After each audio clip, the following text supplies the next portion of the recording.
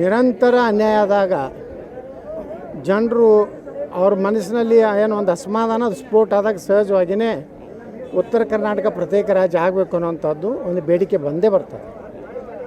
ಮತ್ತದು ಕೂಗು ಬರಬಾರ್ದಂದ್ರೆ ಆಡಳಿತದಲ್ಲಿರುವಂಥ ಪಕ್ಷ ಸರ್ಕಾರಗಳು ಅದನ್ನು ನ್ಯಾಯ ಕೊಡುವಂಥ ಕೆಲಸ ಮಾಡಬೇಕು. ಅಂದಾಗ ಮಾತ್ರ ಪರಿಹಾರ ಆಗ್ತದೆ. ನ್ಯಾಯ ಸಿಕ್ಕಿಲ್ಲ ಅಂದ್ರೆ ಅದಕ್ಕೆ ಜನಪ್ರತಿನಿಧಿಗಳು ಕಾರಣ ಅದಾರೆ, ಜನ ಕಾರಣ ಅಲ್ಲ. ಜನ ವಿಶ್ವಾಸದಿಂದ ಓಟ್ ಹಾಕ್ತಾರೆ. ಎದಕ್ಕೆ ಹಾಕ್ತಾರೆ ಅವರು? ನಮ್ಮ ಮತಕ್ಷೇತ್ರ ಅಭಿವೃದ್ಧಿ ಆಗಲಿ, ಉತ್ತರ ಕರ್ನಾಟಕ ನೀರಾವರಿ ಆಗಲಿ ಅಂತೇಳಿ ಜನ ಓಟ್ ಹಾಕಿರ್ತಾರೆ. ನೀವು ಅದನ್ನು ಬಿಟ್ಟು ಬೇರೆನೇ ನೀವು ಬರೇ ವರ್ಗಾವಣೆ ದಂಧೆ ಮಾಡಿಕೊಂಡು ಬರೇ ಪರ್ಸೆಂಟೇಜ್ ತಿನ್ನೋದ್ರಾಗ ನೀವು ಹೋದ್ರಂದ್ರೆ ನಿಜವಾಗಿಯೂ ಅನ್ಯಾಯ ಆಗಿದ್ದು ಜನಪ್ರತಿನಿಧಿಗಳಿಂದೆ ನಾನು ಕೇಳಿದ್ರೆ. ಯಾಕಂದ್ರೆ ಆ ಕಡೆ ಅವರು ದಕ್ಷಿಣ ಭಾರತದವರು ಅಭಿವೃದ್ಧಿ ವಿಚಾರ ಬಂದರೆ ಎಲ್ಲ ಒಂದಾಗ್ತಾರೆ, ಹೆಚ್ಚಿನ ಅನುದಾನ ಅವ್ರು ಒಯ್ತಾರೆ. ನಮ್ಮವ್ರು ಒಟ್ಟೆ ಏನೂ ಮಾತಾಡೋದಿಲ್ಲ ಸದನದಲ್ಲಿ, ಅದು ದೊಡ್ಡದ್ದು. ಆದರೆ ಈಗ ಹಾಗಿಲ್ಲ.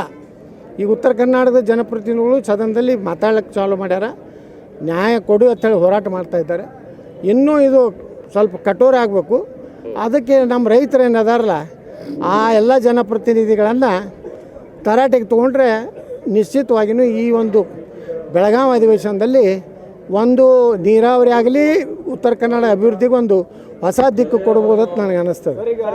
ಹೋರಾಟ ಸಮಿತಿಯವರು ಬಹಳಷ್ಟು ವರ್ಷಗಳಿಂದ ಯಾವಾಗ ಕೃಷ್ಣಾ ಮೇಲ್ದಂಡೆ ಯೋಜನೆಯಲ್ಲಿ ಈ ಉತ್ತರ ಕರ್ನಾಟಕದ ಅಭಿವೃದ್ಧಿ ವಿಚಾರದಲ್ಲಿ ಅನ್ಯಾಯ ಆದಾಗ ಇವರು ಯಾವಾಗಲೂ ಹೋರಾಟ ಮಾಡ್ಕೊತ ಬಂದಿದ್ದಾರೆ.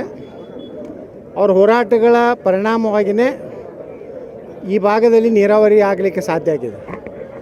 ಇವತ್ತು ಸಹ ಅವರ ಒಂದು ಭಾಳ ಪ್ರಮುಖ ಬೇಡಿಕೆ ಅಂದ್ರೆ 524.256 ಎತ್ತರ ಏನಿದೆ ಅದು ಆಗಬೇಕು. ಇನ್ನೂ ನಮ್ಮ ವಿಜಯಪುರ, ಬಾಗಲಕೋಟೆ 7 ಜಿಲ್ಲೆಯಲ್ಲಿ ಸುಮಾರು 15 ಲಕ್ಷ ಎಕರೆ ನೀರಾವರಿ ಆಗಬೇಕಂತೇಳಿ ಮತ್ತು ಸರಿಯಾಗಿ ರೈತರಿಗೆ ಪರಿಹಾರ ಕೊಡಬೇಕು. ಏನು 22 ಹಳ್ಳಿಗಳು ಇವತ್ತು ಮುಳುಗಡೆ ಆಗ್ತಾವೆ, ಅವರಿಗೆ ಪುನರ್ವಸತಿ ಕಾರ್ಯಕ್ರಮ ಪ್ರಾರಂಭ ಮಾಡಬೇಕು ಅನ್ನೋಂಥ ಬೇಡಿಕೆ ಇಟ್ಕೊಂಡು ಇವತ್ತು ಹೋರಾಟ ಮಾಡ್ತಾಯಿದ್ದಾರೆ. ನಾಳೆ ಅಧಿವೇಶನ ಪ್ರಾರಂಭ ಆಗ್ತಾಯಿದೆ. ನಾನು ವಿಧಾನಸಭಾ ಅಧ್ಯಕ್ಷರಿಗೆ ಪತ್ರ ಬರೆದಿದ್ದೇನೆ.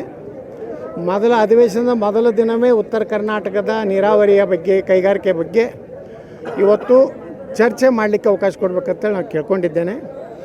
ನಾಳೆ 9ನೇ ತಾರೀಕಿಗೆ ಸದನ ಪ್ರಾರಂಭ ಆದ ತಕ್ಷಣ ಮತ್ತೆ ನಾನು ಎದ್ದಿತ್ತು ಉತ್ತರ ಕರ್ನಾಟಕದ ನೀರಾವರಿ ಬಗ್ಗೆ ಮೊದಲ ಆದ್ಯತೆಯಲ್ಲಿ ಚರ್ಚೆ ಆಗಬೇಕು. ಸಮಯ ಇರಲಿಲ್ಲ ಅಂದರೆ ಇನ್ನೊಂದು ವಾರ ಅಧಿವೇಶನವನ್ನು ಎಕ್ಸ್ಟೆಂಡ್ ಮಾಡಿ ಅವಕಾಶ ಕೊಡ್ಬೇಕಂತ ನಾವು ವಿನಂತಿ ಮಾಡ್ತೀವಿ.